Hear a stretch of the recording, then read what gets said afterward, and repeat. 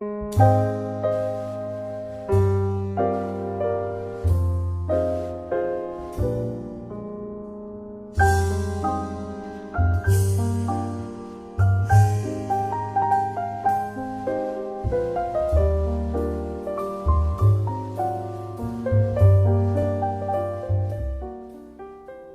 tal? Muy buenas noches, bienvenidos una semana más al Más que Palabras, el espacio en el que vamos a seguir conociendo a paisanos del Viso y de Mairena. En este caso tenemos con nosotros a un visueño, seguramente bien conocido por todos ustedes porque está siempre al quite de velar por la ecología, por el medio ambiente de la comarca de los Alcores. Con nosotros David Roldán, muy buenas. Muy buenas.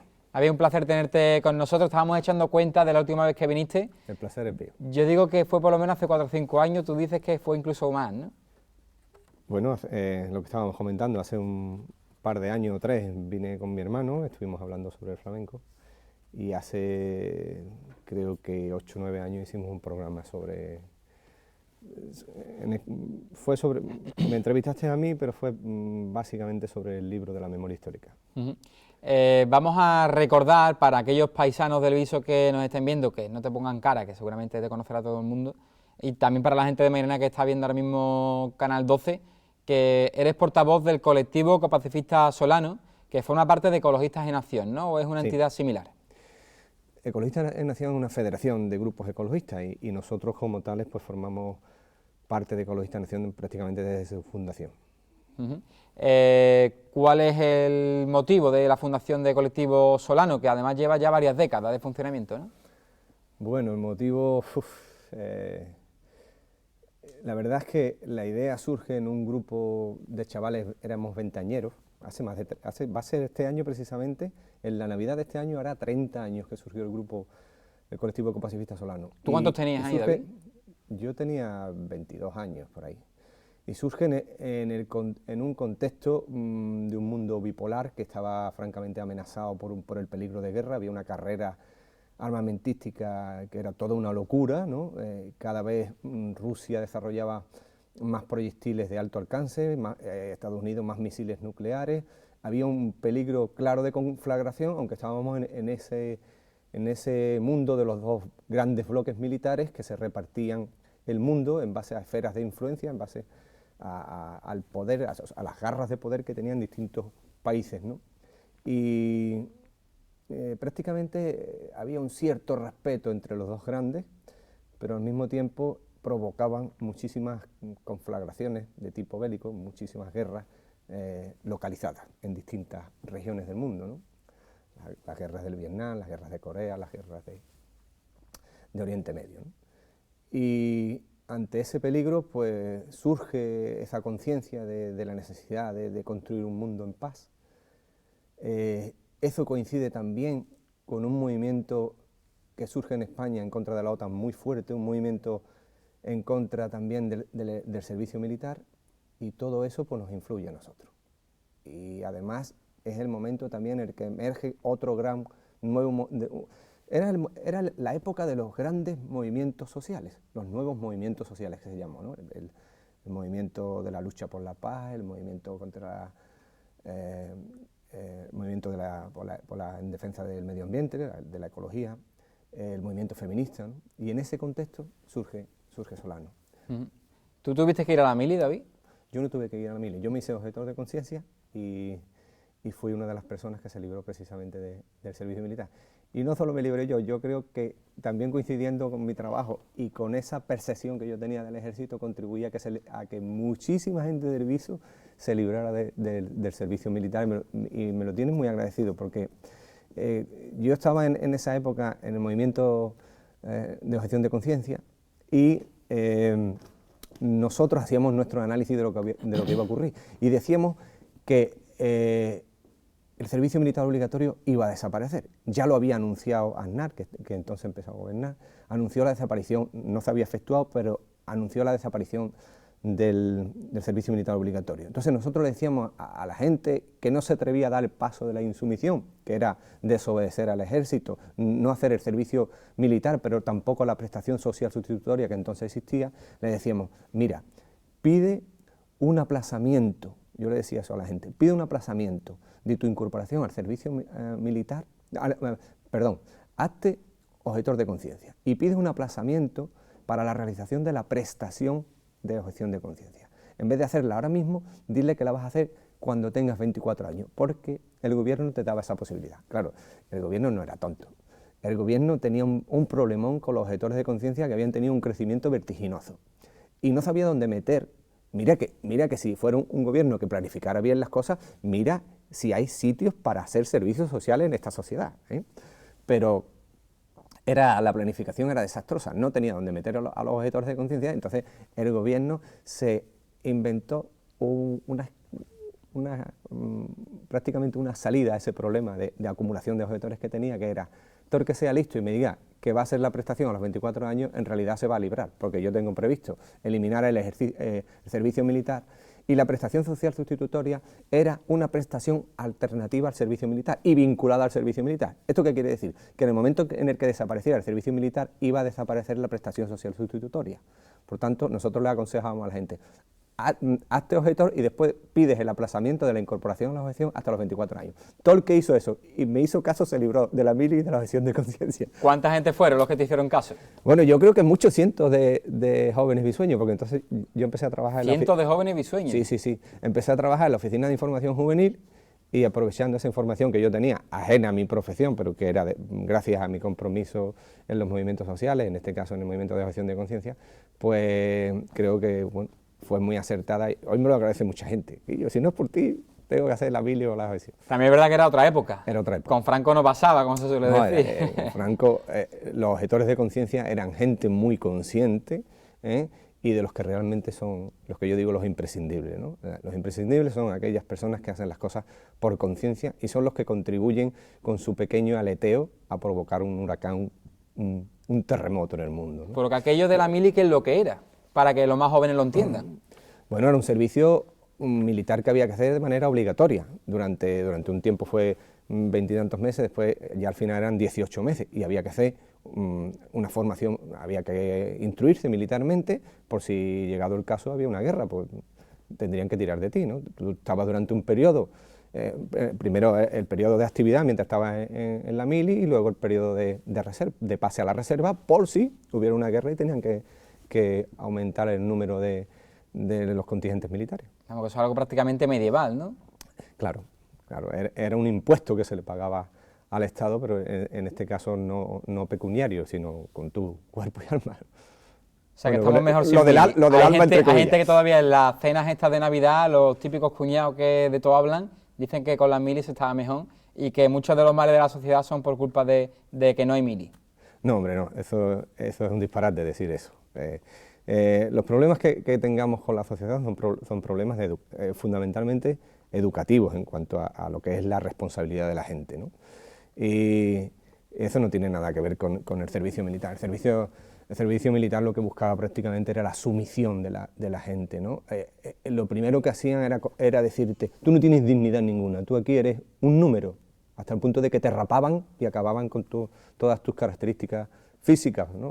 Porque la imagen la eliges tú. Oye, si yo quiero tener los pelos largos, pues tengo los pelos largos, no me tienes por qué rapar, ¿no? Y el ejército lo primero que hacía era eso, ¿no? Luego, yo creo que el colectivo Solano estuvo muy influenciado, como digo, por esa época, pero lo primero que nos planteamos es que, lógicamente, no nos gustaba el mundo en el que vivíamos, ¿no? Somos gente que decimos, oye, esta sociedad está muy mal hecha, esta civilización no tiene corazón entre otras cosas porque, fíjate, ¿no? Estamos en una era fascinante, y ya entonces lo estábamos, en una era donde hay unos avances tecnológicos extraordinarios, donde estamos explorando otros mundos, pero sin embargo, curiosamente, que pese a la gran producción que hay a nivel mundial, pese al gran aumento que ha habido de la riqueza que por cierto se está injustamente concentrando, pese a todo eso, ha habido un crecimiento de la pobreza impresentable. Es decir, en este mundo donde sobran todo tipo de objetos y donde hay alimentos más que de sobra, la gente se muere de hambre, ¿no? Y lo primero que nos planteábamos nosotros es que, oye, nosotros no nos podemos poner de perfil ante eso. Nos preocupaban las guerras, nos preocupaba el deterioro creciente del medio ambiente, pero nos preocupaba fundamentalmente también el tema del hambre. Y por eso el colectivo enseguida, por eso éramos ecopacifistas, nos preocupaban los derechos humanos. ¿Cómo podemos ponernos de perfil ante algo tan injustificable como es el hambre, ¿no? La mayor de las violaciones que hay hoy día a la dignidad humana es precisamente el hambre. Y cualquier persona que se precie de serlo debiera de tener esos sentimientos de compasión, de empatía, de solidaridad hacia los semejantes para que no hubiera hambrientos, ¿no? Esa tenía que ser una de las prioridades de todo gobierno que se precie. Y además se la tenemos que marcar los ciudadanos, que somos los que votamos a los gobiernos, ¿no? Cualquiera dice, claro, esto es una utopía. Claro que lo es. Pero es que la utopía es un instrumento necesario para ganar el futuro. Sin utopía no va a haber futuro. Lo que es una utopía negativa, una distopía, es creernos que este mundo, tal y como está configurado, con una concentración de la riqueza cada vez más creciente, donde se excluye, pese a toda la riqueza que hay, se excluye a millones de personas que pasan hambre, que nos creamos que eso es sostenible, o que nos creamos que es sostenible el crecimiento ilimitado dentro de un planeta que es finito, dentro de una biosfera que es limitada, es una locura. Es una locura. Y o ponemos fin a eso, haciendo que la economía esté al servicio de las personas y no las personas al servicio de la economía, o estamos en una deriva suicida. ¿El mayor éxito del colectivo ecopacifista Solano fue el del AVE? Fue uno de los grandes éxitos, pero precisamente el que más nos marcó fue el primero. ¿Cuál fue el primero? Bueno, la primera pelea que tuvimos nosotros fue aquí, cuando se prohibió el consumo de agua potable en el año 90, pues prácticamente todo el mundo lamentó que se prohibiera, pero nadie puso el acento en las causas de por qué se había prohibido el agua potable. Y nosotros como ecologistas, pues lo que hemos intentado siempre es que el ser humano no se desvincule de la naturaleza.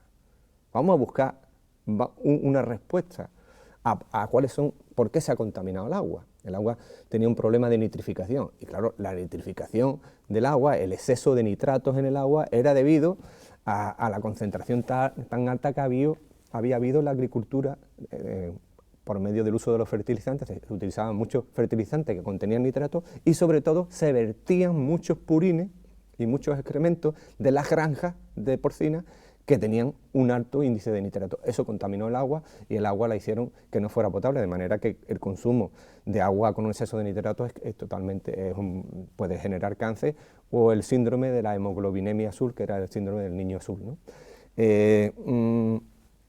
Nosotros denunciamos esa situación y dijimos que bueno, que no nos podíamos quedar cruzados de brazos ante eso y que teníamos que hacer un plan de recuperación integral de las aguas, tanto de las profundas, las de los pozos, las del acuífero, como las superficiales. Eso lo hicimos en los años 90, un colectivo de chavales aficionados. Y nadie nos hizo caso, pero hoy el problema del agua lo tenemos y bien latente, ¿no? O sea, se ha generalizado, se ha extendido. Vamos a ir por partes. En el año 90, ¿quién suministraba el agua del Viso? ¿Eran los propios pozos del pueblo? Los propios pozos municipales, se suministraba a través de los pozos municipales. Y cuando se contaminaban por nitrificación, hubo que prohibir el consumo de ese agua para la ingesta humana, y entonces tuvimos que recurrir a un agua depurada de muy baja calidad del canal del Bajo Guadalquivir. Desde ahí nos suministraban agua. O sea, del mismo canal de los Presos que pasaba por Torreblanca, de ahí bebían los bisueños. Ese agua había que depurarla y con ese agua pues bebíamos los bisueños, ¿no? En los años 90 también hubo un problema de contaminación de las aguas. Hubo un problema de escasez porque hubo una sequía grande y se llegaron a hacer tomas de emergencia del río Guadalquivir para beber agua del río Guadalquivir, con índices que superaban lo establecido, lo permitido por salud y demás, pero bueno, ante la escasez colaron ese tipo de agua. La verdad es que estuvimos consumiendo un agua de muy escasísima calidad, los sevillanos, ¿no? Nosotros también aquí, porque consumíamos el agua del canal de Bajo Guadalquivir. Luego en el año 97 ya nos incorporamos al Huesna y se trajo el agua desde el pantano del Huesna. O sea, entonces ese agua ya tenía más calidad, pero también hubo sus problemas al principio, porque claro, pasamos a formar parte de una empresa privada, se privatizó el consumo del agua, cuando el agua era un servicio que se prestaba de manera municipal, ¿no? Me has comentado que los excrementos porcinos se vertían a las aguas, Claro, a los pozos. claro. ¿Cómo es eso? Los excrementos de los cochinos, y eso se sigue haciendo, ¿eh? Hay muchas granjas todavía que no tienen unas balsas con la capacidad adecuada y aprovechan las lluvias para verter. Y eso, bueno, cuando nos estamos paseando por la circunvalación mismo, es evidente que en muchos puntos de nuestro entorno hay vertidos de granjas de porcinos. Los olores que dan cuando llueve, Claro. esos olores de excremento, Claro, ahí lo tiene. ¿vienen de ahí? Claro. Esos son vertidos. Hombre, también los olores pueden ser porque se utilizan, los purines se utilizan en determinados sitios para fertilizar la tierra de manera dosificada, con una autorización de la Junta de Andalucía. Eso también se hace. Pero que hay vertidos es evidente, en distintos sitios hay vertidos de granjas de purines. ¿Por aquí cerquita en el Viso? Claro, y el Seprona está al tanto de ello. O sea que ya tenemos una explicación de esos olores, ¿no? Claro. ¿Y cómo lo vierten? Es decir, ¿cómo se coge y se echa eso a un pozo? No sé, no me lo imagino. ¿Cómo se hace? ¿O cómo se vierte? No un ¿Se vierte a un río? ¿Se vierte a un manantial? No un pozo, a las cunetas directamente. ¿A las cunetas de la carretera? Bueno, a cunetas de caminos, al medio ambiente, a la tierra directamente, y eso se filtra. El acuífero de los Alcores tiene una singularidad, funciona como una esponja porque está formado por la calcarenita, que es su principal integrante, ¿no?, del suelo de los Alcores, y la calcarenita funciona filtrando ese agua se queda ahí hasta que llega a la parte de las margas, que es la parte más impermeable, y funciona como una tierra empapada. ¿Qué ocurre? Que en los Alcores, como también está la roca del Albero, pues hay mucha fracturación de esa roca donde se forman los clásicos veneros de agua, lo que decimos los veneros. Los veneros es lo que da lugar luego al caudal de un pozo, ¿no? A través de los veneros es como se obtienen los pozos, el suministro de los pozos. En ese momento me comentabas que no te hicieron caso, ni a ti ni a otros compañeros, no ¿o sí hicieron se caso. solucionó el Luego problema? hubo otro, porque tú decías, ¿cuál es la más importante? Luego nosotros hicimos una campaña muy importante contra los pararrayos radiactivos. Pusimos el acento en un aspecto, y éramos 4 pelagatos, éramos chavales jóvenes, pero hicimos un campañón, que es recoger firmas casa por casa, informándole a la gente lo que era un pararrayo radiactivo. Una instalación radiactiva que estaba prohibida por el Ministerio de Industria desde el año 86 y que pese a ello seguía instalada en nuestros tejados, y muchos de ellos sin pasar por las revisiones adecuadas. Entonces hicimos un censo de en qué lugares de servicio había pararrayos radiactivos, los había en los colegios y en Invirsa, lo dimos a conocer, fuimos recogiendo esas firmas y intentamos generar un movimiento de respuesta, de protesta. Luego nos pusimos en contacto con los colegios, organizamos asambleas, organizamos concentraciones, manifestaciones, y todo eso desembocó en una moción que presentó nuestro grupo, el colectivo Ecopacifista Solano, para que se desmantelaran los pararrayos. Sobre todo decíamos que había una empresa de gestión de residuos que tenía sus presupuestos, muy buenos medios económicos y técnicos para desmantelarlo, que era Enresa, que lo hiciera. Y si en 3 meses Enresa no lo hacía, esa era la médula espinal de esa moción. Si no lo hacía Enresa en 3 meses, pues sería el propio ayuntamiento quien con sus medios desmantelaría el pararrayo. Y nosotros le dijimos cómo hacerlo, porque conocíamos de otra experiencia que había tenido lugar en Morón, cómo se hacía. Y cómo se hacía en condiciones óptimas de seguridad ambiental, es decir, siendo exageradamente preventivos en cuanto a la radiación, porque el problema que tenían los pararrayos no era de irradiación, sino de contaminación radiactiva, de que se desprendiera la pastilla de americio que tenía, que es el isótopo radiactivo que tenía el pararrayo, y ese americio, debido a la lluvia, a la oxidación, al deterioro, se cayera, y eso pasara, la contaminación, los niños lo tocaran o algo, cualquiera se lo... Ese era el problema, ¿no? Sería una víctima directa Entonces, nosotros decíamos, los pararrayos radiactivos es un riesgo innecesario, primero porque no son más eficaces que el pararrayo convencional, por tanto, sustitúyense inmediatamente por pararrayos convencionales y convirtamos ese pararrayo en un residuo radiactivo que se lo lleve Enresa. Esa tesis que nosotros teníamos, pues se hizo realidad. Pasaron los 3 meses, el ayuntamiento incumplió ese acuerdo, luego a través de la presión hubo un nuevo ayuntamiento y la nueva corporación sí también estuvo reacia hasta que vio que había presión en la calle y se animó a quitarlo. ¿Me hablas de qué equipo de gobierno? ¿Cuál era el gabinete que había anteriormente y cuál es el que llegó después? Cuando nosotros presentamos la moción estaba el Partido Andalucista. pero la aprobaron por unanimidad.